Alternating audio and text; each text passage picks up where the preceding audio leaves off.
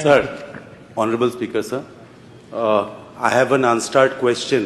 এই যে রাজা গোবিন্দ চন্দ্রর এই যে কথাটু কলে আমার উদাহরণ বিধানসভাত মাননীয় মন্ত্রী আমি মানে I wanted to ask her that there is a Khaspur Rajbari located in Udharband LAC, and the reply that I have got that there is a memorandum of understanding between Assam Tourism and ASI, Archaeological Survey of India, which is in advanced stage.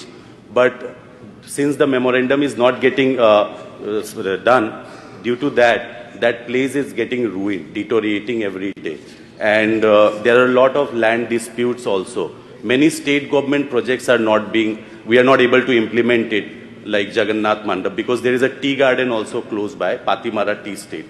So the memorandum of understanding has to be done as early as possible, ma'am.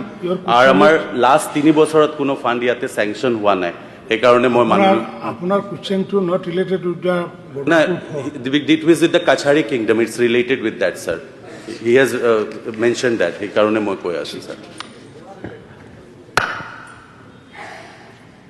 অধ্যক্ষ মহোদয়, উত্তৰটো মই ক'ব পাৰিম নেকি?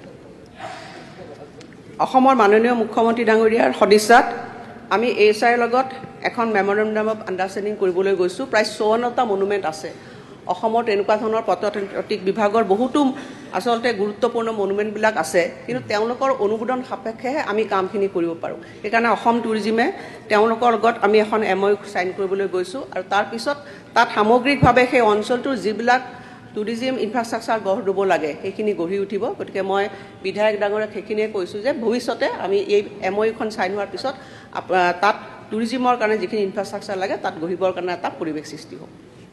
Thank U.